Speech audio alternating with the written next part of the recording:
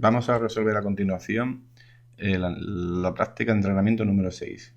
Esta práctica consiste en cumplir el mismo objetivo que la práctica de entrenamiento número 5, es decir, que aparezca siempre el mensaje de clave correcta, utilizando el depurador y las distintas técnicas que hemos visto en la transparencia, solo que en este caso el código incluye algunas técnicas antianálisis. Si ejecutamos la muestra número 6, introducimos cualquier contraseña, aparecerá el mensaje de código incorrecto, luego esperará una pulsación de teclado y finalizará. En este caso, como sabemos que llevan técnica antianálisis, podríamos probar al echar un vistazo a ver qué es lo que se ve con PStudio.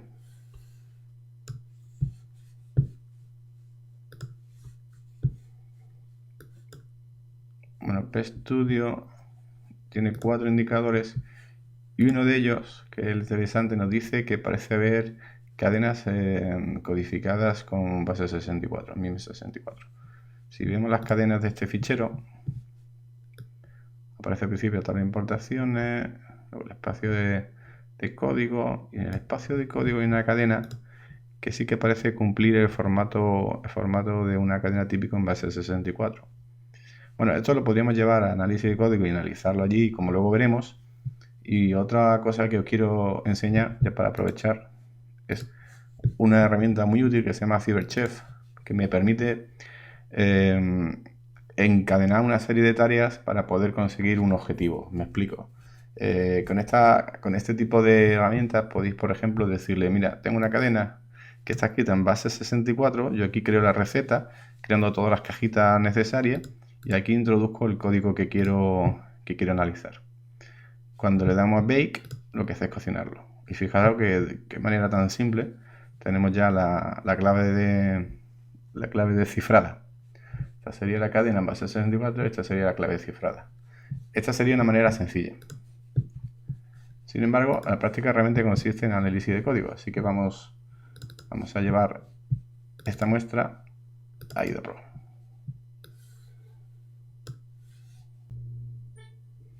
Bueno, al igual que hicimos antes, siempre es conveniente sacar el grafo de flujo de ejecución, es decir, todos los calls que se van a realizar desde la función principal, para ver qué tipo de información obtenemos.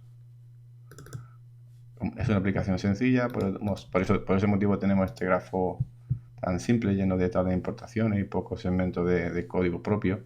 Todo lo que está en negro es segmento de código propio, es decir, zona que pertenece al segmento de código, y todo lo que está en rosa es de las tablas de importaciones.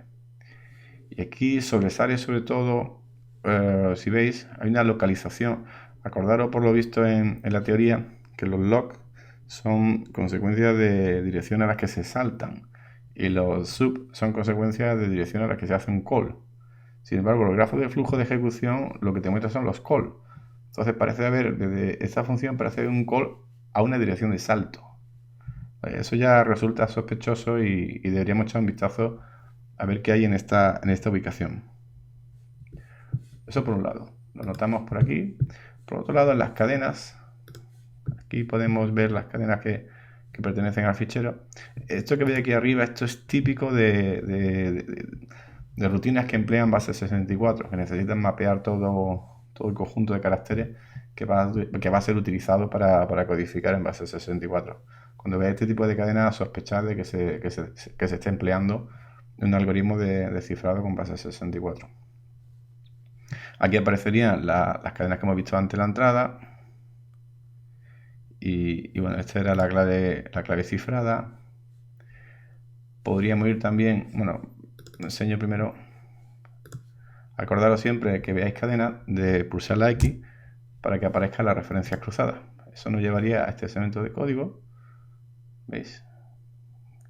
Este es el log que aparecía antes como consecuencia de un call en el grafo del flujo de ejecución. Si vamos a dejarlo por ahora ahí, si vamos al imports, el imports aparece una función isDebuggerPresent, que es una técnica antianálisis, con lo cual lo primero es localizarla, ver dónde está declarada. IDAPRO no ha localizado como referencia cruzada una llamada a isDebuggPresent en el propio código, solamente en la tabla que utiliza para los accesos rápidos. Es decir, DS pertenece al segmento de datos y esto es un salto al segmento de datos donde está declarada la tabla de importaciones. Sin embargo, no aparece ningún call ahí de isDebuggPresent. Si pulsamos aquí para ver una referencia cruzada, nos llevaría al mismo sitio y eso ya resulta sospechoso. Bueno, si volvemos a la función log, ¿os acordáis la que os comentaba antes? Que estaba ubicada en el 401.5cd. Esta de aquí. Aquí aparece inicialización de la pila, un push evp, un move. Entonces parece algo típico de inicialización de una llamada a una función.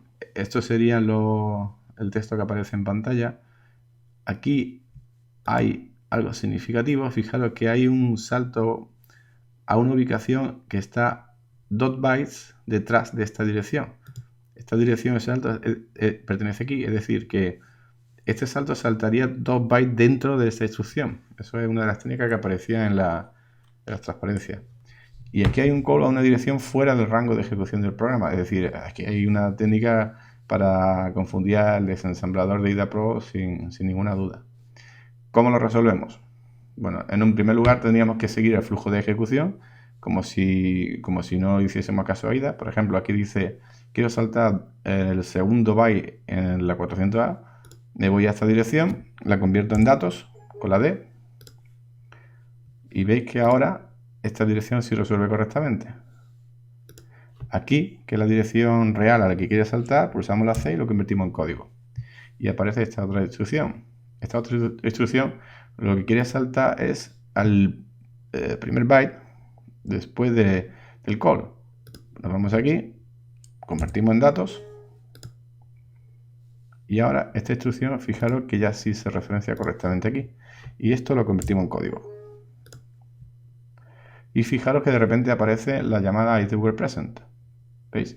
Que antes no se veía en el código y al resolver los saltos sí aparecen correctamente. Este código queda mal desensamblado como consecuencia de las conversiones a datos y código.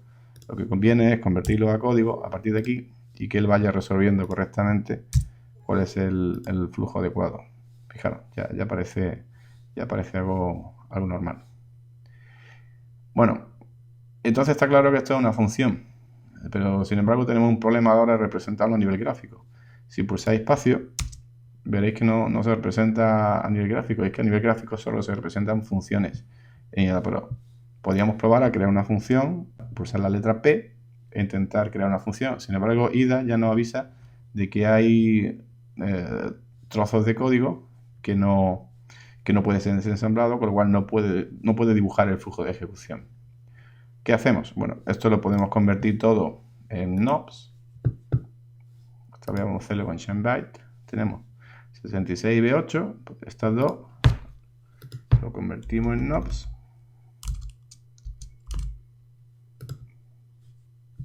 Le damos a convertir el código pulsando la C. Ya tenemos aquí los dos knobs y esta hacemos exactamente igual. ShameByte y L8 lo convertimos en un knob y lo convertimos en código. ¿De acuerdo? De esta manera ya no hay instrucciones que no sean interpretables por IDA Pro ni trozos de segmento. Si en esta localización pulsamos la P, ya automáticamente nos crea un procedimiento, como veis. Este procedimiento le vamos a dar el título original, que es main, la función main original. ¿De acuerdo? Y con esto tendríamos resuelta la función. Ahora, si queréis, podemos pasar a modo gráfico.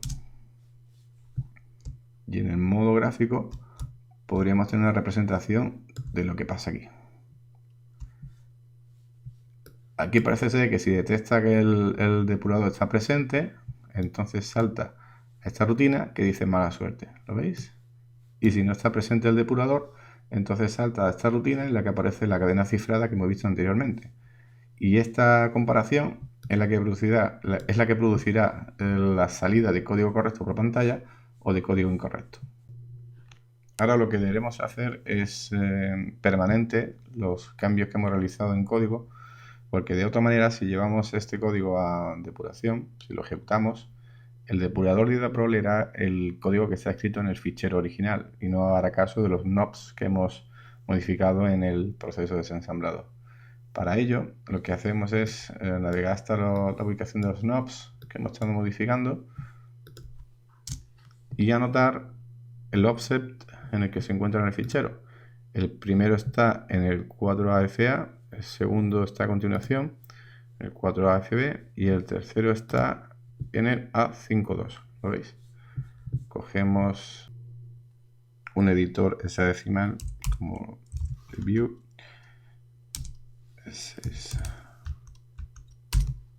Pasamos a modo hexadecimal.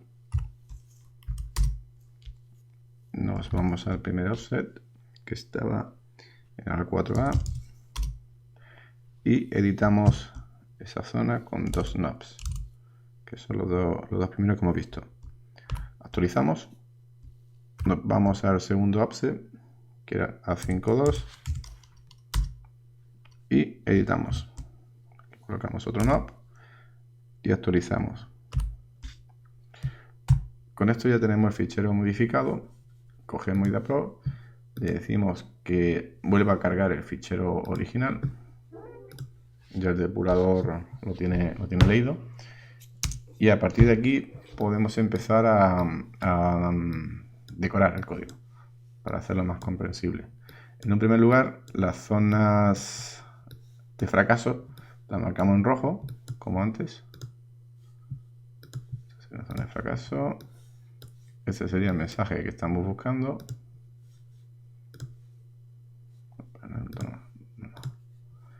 Y esta sería otra zona de fracaso que podemos marcar en rojo. Resolver la práctica ya es bastante inmediato. En un primer lugar, habría que parchear esta función.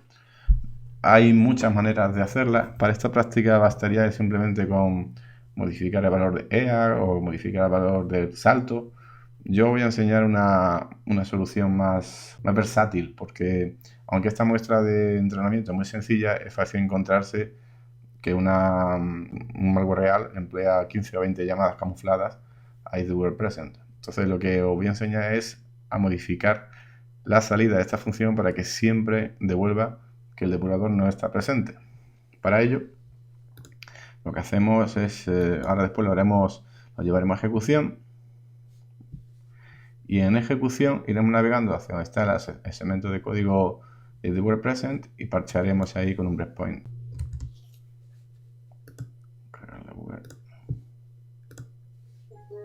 Vamos allá. Sí. Bueno, perfecto, ponemos una clave cualquiera. Ahora hay que ir navegando en las distintas llamadas IDWRPresent, que en el 32, que en un salto, que sería aquí, luego hay que seguir por aquí y por fin estamos en la llamada IDWRPresent. Fijaros, aquí voy a colocar un breakpoint. El breakpoint lo voy a hacer condicional. ¿Y qué condición voy a poner? Voy a poner que cuando se termine, cuando se llegue a ese punto, EAX siempre valga 0. Voy a decirle que no interrumpa y le voy a dar OK. Esta sería una manera. Con escape podemos volver hacia atrás, hacia el flujo de ejecución original. Vamos a ejecutar el malware a partir de esta llamada a ver cómo se comporta. ¿Veis? Se ha activado el breakpoint que he colocado y ahora tira por aquí. No va a dar como válido la salida de mala suerte que aparecía antes cuando se detectaba el depurador. Y a partir de aquí podríamos seguir trabajando. Ahora bien, vamos a pararlo. Ahora bien, para hacer esto más comprensible, aunque este malware no sea muy complejo, lo que sí conviene es ir decorando cada una de las variables para saber con lo que estamos trabajando. Por ejemplo, vamos a llevarlo a ejecución, pero vamos a parar el breakpoint aquí. Vamos a quitar el IDWRPresent y lo vamos a llevar ahí.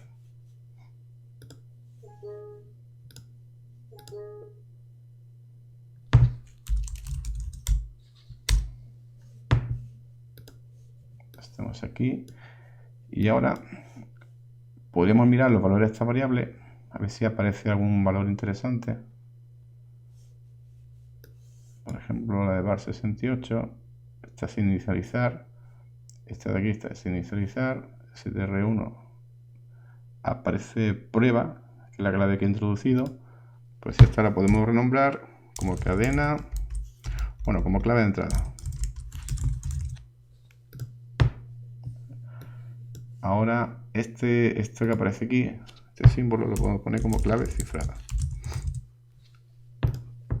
Y esta función es bastante interesante. Fijaros que recibe un puntero a un char asterisco y luego una clave cifrada. Y luego se hace un call a esta llamada. Es fácil dilucidar que lo que producirá este call en EAX, que es el registro que se emplea casi siempre como salida, lo que producirá es la clave de cifrada. Vamos a ver si estamos en lo cierto. Vamos a ir avanzando un poco a poco. Hacemos el call a EAX. Ahora deberíamos tener en EAX la clave cifrada. Para comprobarlo, podemos coger el visor, el panel de hexadecimal y sincronizarlo con EAX, a ver hacia dónde apunta. Y si veis aquí, aparece ingeniería de malware.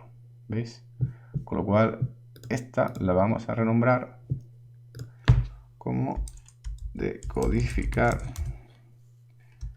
base 64. Perfecto. Ahora vamos a ver el resto de variables si han cambiado. Fijaros, esta apunta a ingeniería de malware, ¿veis? Bar 68. Esta sería entonces PTR, me gusta llamarle PTR, a clave descifrada. Y ahora podríamos ya seguir con el offset. Esto no tiene mucha más complicación en esta función. Resolverla es bastante sencilla. Pero sí os aconsejo hacer el proceso de agrupación de código para que sea más comprensible. ¿A qué me refiero con eso? Pues, por ejemplo, aquí lo que se hace son comparar la variable de entrada con la clave que está cifrada en base 64. Podemos agrupar y decir comprobar clave introducida. Y me agrupa todo ese segmento bajo este título. Aquí lo que se hace es detectar depurador. Pues detectar depurador. Este sería el mensaje de código correcto.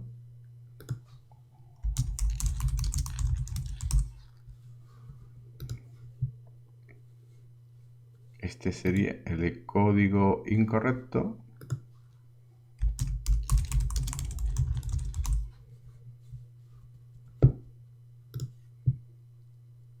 Y este que aparecía aquí como mala suerte era cuando detectaba el depurador, si os acordáis. Pues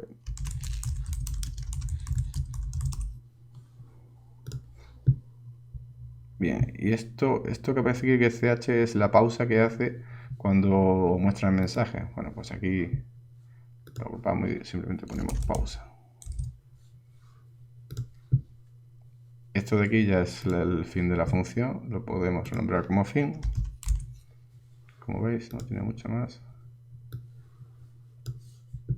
Este trozo de aquí es la inicialización de la función, donde aparece el mensaje. Bueno, aquí donde se recibe el parámetro por teclado, podemos llamarle introducir contraseña. A veces es conveniente, en vez de poner estos nombres que estoy colocando tan sencillo, pegar parte del código significativo que hay dentro de la función, pero bueno, para este caso no tiene mayor historia.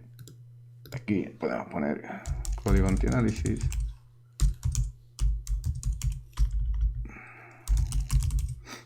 Puesto que esta era parte del trozo de código que habíamos anulado. Un NAP. Y aquí podríamos decirle... Bueno, esto lo podemos dejar tal cual. Yo creo que ya tenemos bastante resumida la estructura de la aplicación, de cómo funciona. ¿De acuerdo? Primero se introduce una contraseña, luego aquí cierto código antianálisis para evitar el ensamblado, se detecta el depurador, si el depurador se detecta te muestra el mensaje de mala suerte, de error detectado. Si no, se comprueba la clave introducida. Si es correcto, muestra el mensaje de código es correcto, hace una pausa y finaliza. Y si no es correcto, pues te muestra el mensaje de código incorrecto, realiza una pausa y finaliza. ¿De acuerdo? Ese sería el resultado del análisis de código. Y con esto pues terminaría esta práctica.